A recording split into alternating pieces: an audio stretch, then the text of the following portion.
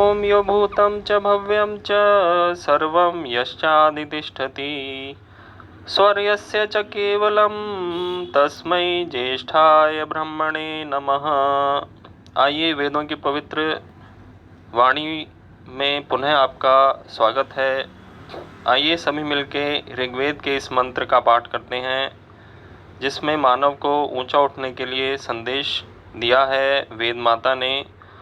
ओम सम सीदस्व महासी, ओम सम सीदस्व महासी, शोचस्व देववीतमः, शोचस्व देववीतमः। विधूममग्ने अरुषं मियेध्य, विधूममग्ने अरुषं मियेध्य, सृज प्रशस्त दर्शतम, सृज प्रशस्त दर्शतम। आइए सर्वप्रथम इसके पदार्थ पर विचार करते हैं। अग्ने, हे अग्नि सदृश आत्मन, महान असी, तू महान है। सम सीदस्व, सम्यक स्थिति लाभ कर। देववीतमः, अतिशय दिव्य गुणों को प्राप्त करने वाला होकर। शोचस्व, चमक प्रकाशित हो। मियेध्य, हे पवित्र आत्मन, हे यज्ञार्ह, यज्ञ के योग्य। प्रशस्त, प्रशंसनीय, हे आत्मन तू अरुषम, अहिंसनीय, हिंसा के अयोग्य। आरोचमान, प्रकाशित। दर्शतम धूमम, दर्शनीय प्रभाव रूप धूम को। विसृज, छोड़। मंत्र का भावार्थ पर विचार करते हैं। हे अग्नि, तू महान है, तू यज्ञ कुंड में सम्यक प्रकार से स्थित हो। चमक, अपने आरोचमान दर्शनीय धूम व धुएं को छोड़। यह उद्गार हम यज्ञाग्नि को संबोधित करते हुए प्रकट कर रहे हैं, पर वस्तुतः अग्नि की अन्योक्ति द्वारा वेद मनुष्य के आत्मा को प्रेरित कर रहा है। हे आत्मन, तू अपने स्वरूप को पहचान, अपने अंदर छिपी हुई शक्ति का आकलन कर। तू महान है, महिमावान है, तू और भी अधिक महिमा को प्राप्त कर। तू देववीतम बन, दिव्य गुण रूप देवों को प्राप्त करने वाला देववी कहलाता है।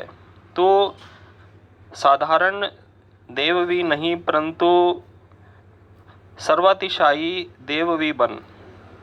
तेरे अंदर विविध दिव्य गुणों का ऐसा निवास हो कि उन दिव्य गुणों का तू आदर्श पुरुष कहलाने लगे। जब तू ऐसा आदर्श दिव्य गुणी पुरुष बन जाएगा तब तू जगत में चमकेगा, प्रकाशित होगा, सर्वत्र तेरा गुणगान और यशोगान होगा। हे आत्मन, हे मानव, तू संसार में अपनी विशेष स्थिति बना। यूं ही जैसे तैसे निरुद्देश्य जीवन व्यतीत कर देना और समय आने पर मृत्यु का ग्रास हो जाना स्पृहणीय वस्तु नहीं है।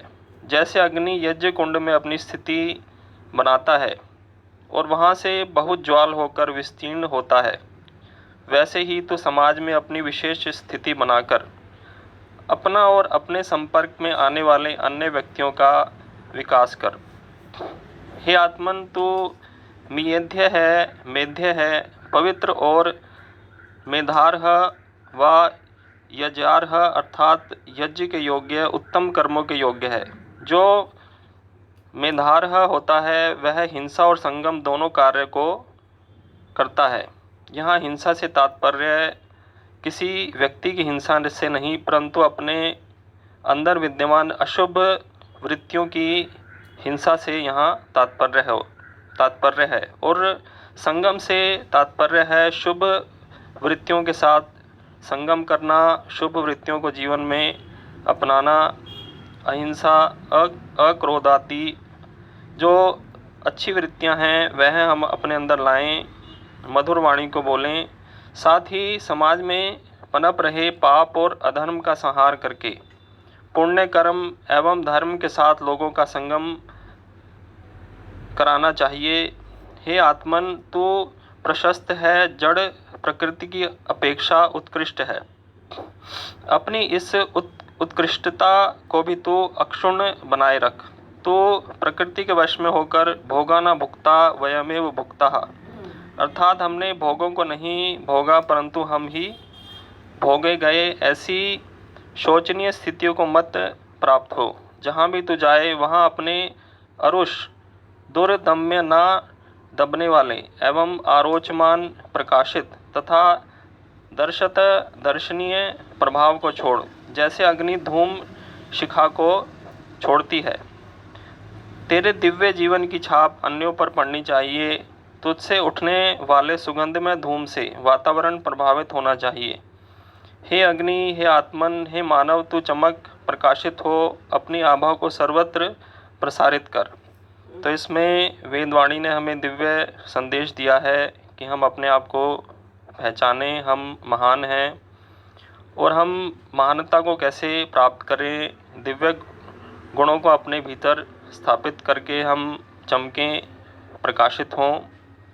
नाना प्रकार के दिव्य गुण शास्त्रों में बताए गए हैं। अहिंसा, सत्य, अस्तेय, ब्रह्मचर्य आदि जो उत्तम गुण हैं यह हम अपने अंदर लाएं। मधुर वाणी, मधुर व्यवहार। तो इस प्रकार हम अपने आप को प्रकाशित करें, अच्छे अच्छे व्रतों को धारण करें, ईश्वर की उपासना करें, प्रातः सायं नियमों से चलें, व्रतों के अनुकूल अपना आचरण करें। तो इस प्रकार हम ऊंचे उठेंगे। होता यह है कि कई बार नाना प्रकार के दुखों के आने पर और असफलता की प्राप्ति होने पर मानव निराश हो जाता है, उसमें उत्साह नहीं रहता है। तो वेदवाणी कहती है उत्साहित हो, आगे बढ़, तेरे अंदर नाना प्रकार की शक्तियां हैं। तो उन अपनी शक्तियों को पहचान, अपने लक्ष्य को पहचान। तो यहाँ पर केवल दुखों को प्राप्त करने और मृत्यु का ग्रास बनने के लिए नहीं आया है, परंतु कुछ उत्तम कार्य करने के लिए आया है, ईश्वर को प्राप्त करने के लिए आया है, संसार का कल्याण करने के लिए आया है। तो अपने आप को पहचान कर उत्तम कार्य करता हुआ अपनी भी उन्नति कर और दूसरों का भी विकास कर।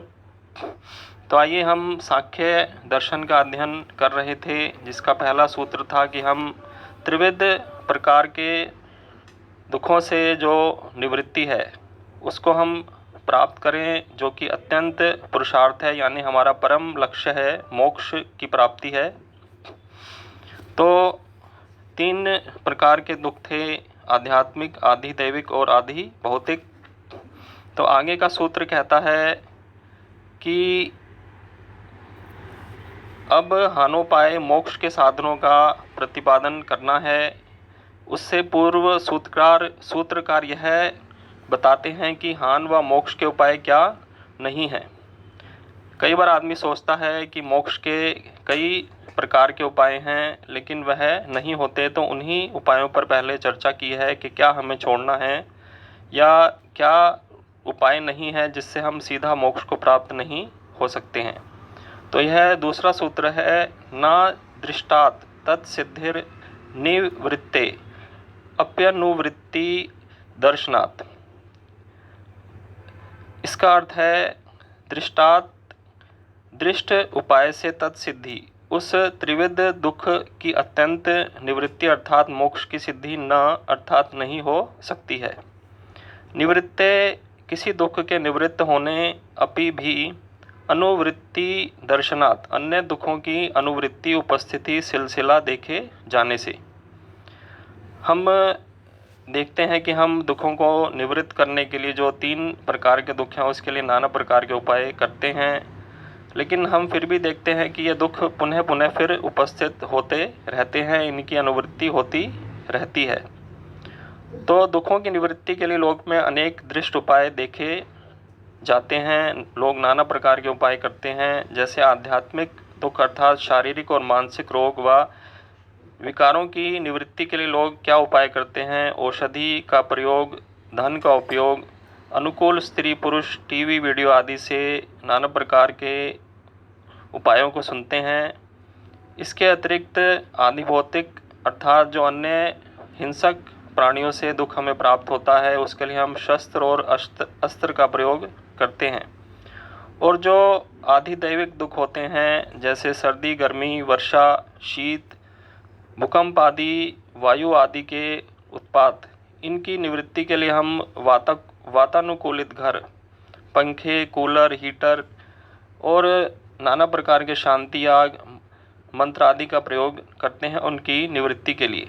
किंतु सूत्रकार का कहना है कि इन सब लौकिक दृष्ट साधनों से त्रिविध दुखों की आत्यंतिक निवृत्ति व मुक्ति संभव नहीं, क्योंकि इन भौतिक साधनों से यदि दुख दूर हो भी जाए तो अन्य दुखों की अनुवृत्ति उपस्थिति बनी रहती है और इन साधनों के नष्ट होने पर पुनः उन्हीं निवृत्त दुखों की भी अनुवृत्ति देखी जाती है। अतः धनादि दृष्ट उपायों से त्रिविध दुखों की अत्यंत निवृत्ति नहीं हो सकती। इसी अभिप्राय से उपनिषद में कहा गया, अमृतत्वस्य तु नाशास्ति वित्तेन। हे मैत्रेयी, धन से अमृतत्व मोक्ष की आशा नहीं की जा सकती है कि केवल हम धन का प्रयोग करें, औषधि का उपयोग करें और चिकित्सक के पास जाएं, वैद्य के पास जाएं, लेकिन इससे हम अमृत तत्व प्राप्त नहीं कर सकते हैं। कहने का ये अर्थ है कि जो उपाय करते हैं उनसे हमें स्थायी रूप से दुखों से निवृत्ति नहीं होती है, क्योंकि ये दुख पुनः पुनः उपस्थित होते हैं, हम देखते हैं। तो स्थायी दुखों से निवृत्ति, यह दुख जो हैं हमारे बहुत काल तक निवृत्त हो जाएं, तो उसके लिए कौन से उपाय हैं फिर हम आगे चर्चा करेंगे। फिलहाल इसमें यही बताया गया कि इन उपायों से यह दुख पूरी तरह से स्थायी रूप से नष्ट नहीं होते हैं, लेकिन मोक्ष का नाम है स्थायी रूप से इन त्रिविध प्रकार के दुखों से हमारी निवृत्ति हो, हम प्रांत काल तक मोक्ष का अनुभव करें, जो कि 31 नील 10 खरब 40 अरब वर्ष का काल है। तो इसको शास्त्रों में स्थायी बताया गया है। पूर्ण रूप से स्थायी तो नहीं है, लेकिन फिर भी इतने काल तक हम दुखों से मुक्त रहें और ईश्वर के परमानंद का अनुभव करें। तो उसके लिए क्या उपाय हो सकते हैं, यह आगे फिर शास्त्र में चर्चा होगी। फिलहाल हम वेदों के उस मंत्र पर भी चिंतन करें कि हमारे अंदर शक्ति है कि हम कुछ भी प्राप्त करने में समर्थ हो सकते हैं, हम महान हैं, तो हम मोक्ष भी प्राप्त करने के योग्य हैं, हम यज्ञों के योग्य हैं, हम प्रशस्त हैं, प्रशंसनीय हैं, तो क्यों नहीं हम मोक्ष की सिद्धि कर सकने में समर्थ हो सकते हैं। तो इस पर हम आगे चर्चा करेंगे। इन्हीं शब्दों के साथ मैं अपनी वाणी को विराम देता हूँ। ओम शम।